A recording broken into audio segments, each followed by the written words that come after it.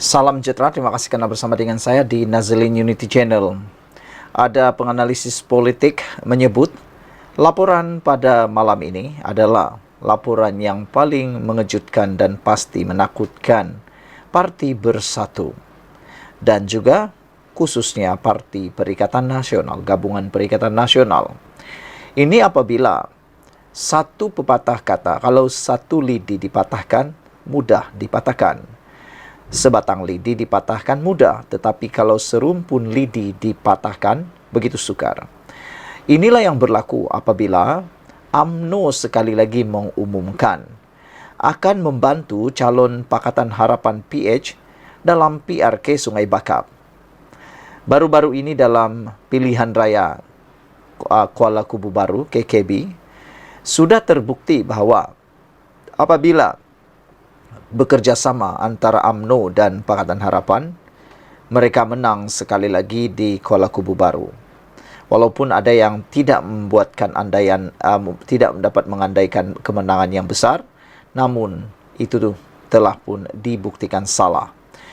Terbukti pakatan ataupun kerjasama antara UMNO dan Pakatan Harapan boleh diterima oleh rakyat.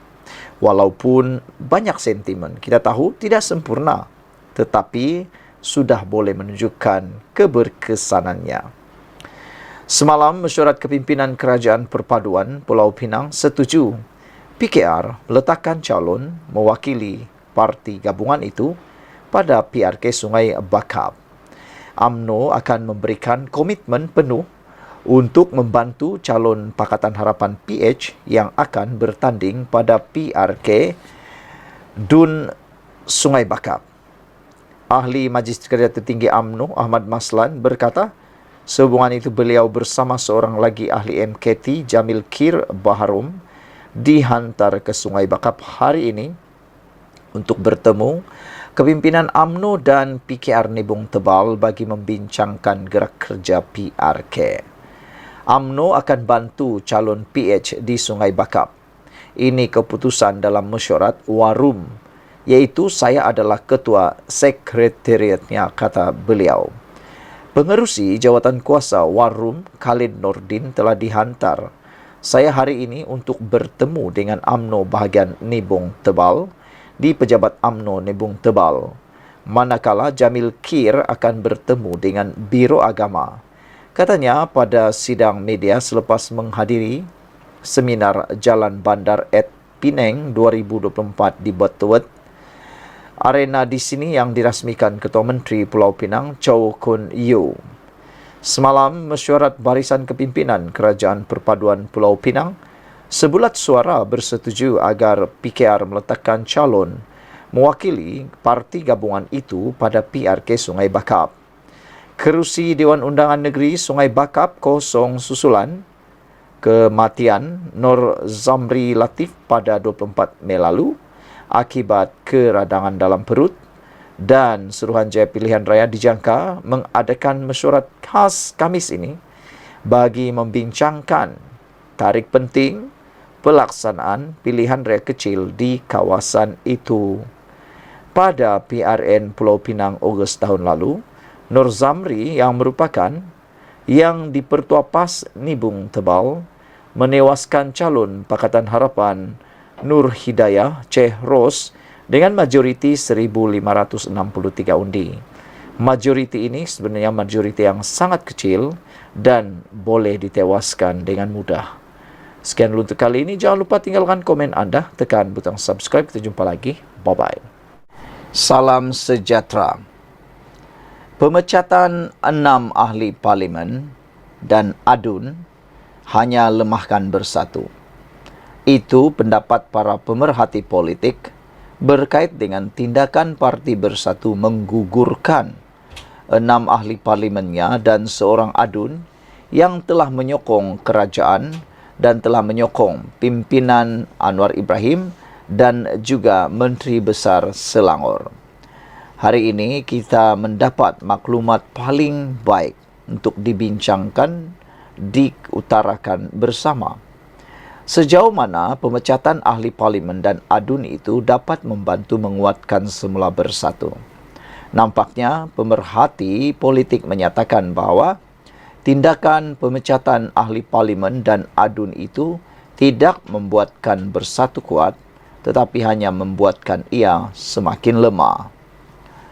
Langkah Bersatu memecat wakil rakyatnya yang berpaling tadah tidak akan mencetuskan pilihan raya kecil. Sebaliknya hanya akan melemahkan kuasa tawar-menawar mereka dengan parti lain dalam Perikatan Nasional. Inilah yang betul-betul dikatakan, yang digendong tak dapat, yang dikejar berciciran. Disangkakan boleh membuat pilihan raya selepas menggugurkan ahli parlimen ini. Namun pemerhati kata, ianya tidak akan berjaya mencetuskan pilihan raya kecil PRK. Sebaliknya, ianya hanya akan melemahkan kuasa tawar-menawar parti Bersatu dalam parti-parti lain di Perikatan Nasional. Pakar berpendangan, 6 ahli parlimen dan seorang adun itu akan kekal sebagai wakil rakyat bebas, walaupun dilucutkan keahlian oleh Bersatu. Sekaligus hanya parti terbabit kehilangan 7 wakil rakyatnya. Ahli akademik Universiti Islam Antarabangsa Profesor Madya Saza Sukri berkata, ketiadaan wakil rakyat terbabit tidak banyak mengubah kekuatan politik pembangkang. Tetapi ini akan menimbulkan persoalan mengenai kesetiaan ahli parlimen Bersatu berbanding ahli parlimen PAS, dan seterusnya ia akan mengurangkan kuasa tawar-menawar Bersatu dalam Perikatan Nasional. Ini akan mengukuhkan lagi PAS sebagai abang besar dalam Perikatan Nasional, katanya. Syaza berkata demikian dengan merujuk kenyataan Ketua Pemuda Bersatu Wan Ahmad Faisal Wan Ahmad Kamal pada Ahad lalu yang berkata, partinya akan memaklumkan kepada Speaker Dewan Rakyat Johari Abdul mengenai pelucutan keahlian 6 wakil rakyat mereka. Pemakluman tersebut dijangka dibuat semasa sidang Dewan pada minggu ketiga bulan ini. Sebelum itu, Wan Ahmad Faisal ditanya mengenai tindakan yang diambil terhadap 7 wakil rakyat mereka yang tidak menjawab surat dikeluarkan Setiausaha Agung Bersatu, Hamzah Zainuddin, bagi menuntut mereka menyatakan kesetiaan kepada parti pada 31 Mei lalu. Pada 17 Mei lalu, Timbalan Presiden Bersatu Ahmad Faizal Azumu berkata, parti itu sedang berusaha mengosongkan kerusi 6 ahli parlimennya yang berpaling tadah dengan memfailkan notis kepada Dewan Rakyat. Saudara-saudara sekalian, mengulas lanjut, Saza juga berkata, langkah diambil Bersatu ketika ini sesuatu yang belum teruji dan tidak pernah berlaku sebelum ini. Turut senada ialah penganalisis politik dari Nusantara Academic for Strategic Research NASR Azmi Hasan yang berkata, tiada asas undang-undang bagi Speaker Dewan Rakyat untuk menyingkirkan ahli parlimen terbabit dari kerusi mereka. Tambahnya, pindaan perlembagaan yang dibuat bagi mengekang langkah lompat parti hanya memberi kesan kepada situasi seseorang wakil rakyat keluar dari parti mereka dan bukan dipecat. Dalam kes ini, 6 wakil rakyat tersebut telah dipecat dari parti dan perlembagaan tidak menyatakan apa yang berlaku kepada kerusi-kerusi tersebut, katanya.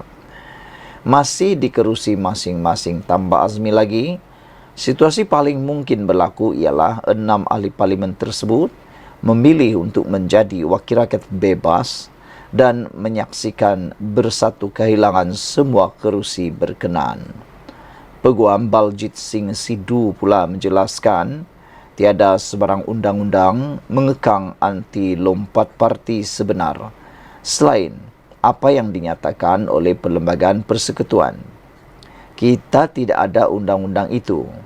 Jadi berdasarkan perkara tersebut, anda tetap akan melihat wakil-wakil rakyat berkenan kekal di kawasan masing-masing dan menjalankan tugas mereka.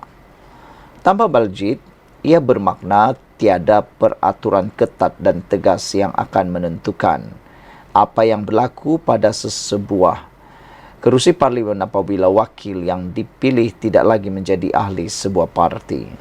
Di Malaysia, situasi kita ialah jika anda menukar keahlian parti politik, ia tidak akan mempengaruhi kerusi anda. Kerana kerusi itu secara dasarnya atas nama anda tambahnya. Pada 5 Mei lalu, pindahan Perlembagaan Persekutuan bagi menggumbal akta yang secara tidak rasmi dikenali sebagai Undang-Undang Anti Lompat Parti mula berkuat kasa. Ia dianggap akan menghalang mana-mana ahli Dewan Rakyat daripada menukar parti. Ia merupakan tindak balas rentas parti ekoran insiden Langkah Sheraton yang menyebabkan keruntuhan kerajaan PH pada tahun 2020. Berbeza daripada dua penganalisis tadi, saintis politik Wong Chin Huat pula berkata, perkembangan terkini dibuat bersatu akan membawa kepada PRK di Bukit Gantang, Kuala Kangsar, Labuan, Tanjung Karang dan Selat Klang. Ini kerana katanya 4 ahli parlimen dan seorang adun itu dipilih sebagai ahli PN dan keahlian mereka dalam gabungan tersebut datangnya dari Bersatu. Mereka dipilih sebagai ahli Perikatan Nasional seperti yang dinyatakan dalam perkara 49E dalam kurungan 1. Memandangkan keahlian PN mereka berasal dari keahlian Bersatu, mereka kini tidak lagi menjadi ahli PN dan Speaker Johari dan Eng Swi Lim di Dun Selangor sepatutnya menulis kepada SPRA mengenai pengosongan kerusi mereka dalam tempoh 21 hari selepas menerima notis dari Bersatu. Sekian dulu untuk kali ini. Jangan lupa tinggalkan komen anda. Sila tekan butang subscribe. Malaysia kita punya, kita jaga sama-sama. Cintai Malaysiaku. Bye-bye. Salam sejahtera. Terima kasih kerana bersama dengan saya di Nazilin Unity Channel. Pernah dengar anak pembangkang didakwa kerana terima rasuah? Kalau tak pernah dengar, jom sini. Kita ceritakan isu kali ini. Isu kali ini paling menarik apabila ia melibatkan anak ketua pembangkang, iaitu Datuk Seri Hamzah Zainuddin. Hari ini, anak beliau telah pun didakwa menerima rasuah sebanyak RM100,000. Saudara-saudara sekalian, wang RM1, RM2, RM10, RM100, RM1,000, RM10,000, RM100,000 kalau sudah rasuah, itu tetap namanya haram. Rasuah ni satu penyakit yang parah, yang boleh menghancurkan masyarakat, yang boleh menghancurkan negara. Rasuah ini patutnya tidak ada. Bayangkan, kena rasuah, sekolah tak siap. Kena rasuah, rumah tak siap. Kerana rasuah, negara diceroboh oleh pendatang asing. Kerana rasuah, negara boleh dijajah oleh orang lain. Namun demikian, itu semua hanya kata-kata biasa. Hari ini kita digemparkan apabila anak ketua pembangkang didakwa terima rasuah RM100,000. Apa cerita? Kenapa didakwa? Anak kepada ketua pembangkang merangkap Setiausaha Agung Bersatu, Datuk Seri Hamzah Zainuddin, mengaku tidak bersalah atas pertuduhan menerima rasuah bernilai RM100,000. Tertuduh Muhammad Faisal Hamzah mengaku tidak bersalah sejurus mendengar pertuduhan dikemukakan terhadapnya di hadapan Hakim Rozina Ayub. Ahli perniagaan itu mengaku tidak bersalah ketika dihadapkan di Mahkamah Seksyen Kuala Lumpur hari ini atas pertuduhan menerima rasuah bernilai RM100,000. Faisal berumur 40 tahun didakwa menerima wang itu daripada Izmir Abdul Hamid sebagai bayaran untuk Hi-Tech Padu Berhad, Hi-Tech Padu, melantik syarikat Rimba Merpati Sendirian Berhad dan syarikat Permai Solution sebagai perunding pemasaran. Kesalahan itu dikaitkan dengan high-tech padu yang dikatakan diberi tender 33 juta oleh Suruhanjaya Syarikat Malaysia SSM untuk pembekalan, penyewaan, pelaksanaan, latihan, sokongan dan penyelenggaraan infrastruktur keselamatan. Dia didakwa melakukan kesalahan itu di sebuah pejabat dekat Publica Shopping Gallery Jalan Duta Mas 1 Kuala Lumpur pada Mac 2018. Sekiranya disabitkan kesalahan mengikut Seksyen 16 dalam kurungan E Akta SPRM 2009. Dia boleh dipenjara sehingga 20 tahun, denda 5 kali ganda nilai rasuah atau 10,000 yang mana lebih tinggi. Susulan pengakuan tidak bersalah oleh tertuduh, mahkamah kemudian membenarkan Faisal dibebaskan dengan jaminan RM25,000 dengan seorang penjamin. Hakim turut memerintahkan tertuduh menyerahkan pasport kepada mahkamah sehingga kes selesai, selain menetapkan 5 Julai depan untuk sebutan semula kes tersebut. Pendakwaan dijalankan oleh Timbalan Pendakwa Raya Mahadi Abdul Jumaat, manakala tertuduh diwakili Peguam Bela Rambinder Singh Dalula. Pada April tahun lalu, Faisal mengaku tidak bersalah terhadap 9 pertuduhan berhubung penyelewengan minyak masak bersubsidi di Mahkamah Session Seremban. Sekian dulu untuk kali ini. Jangan lupa tinggalkan komen anda, tekan butang subscribe. Kita jumpa lagi. Bye-bye.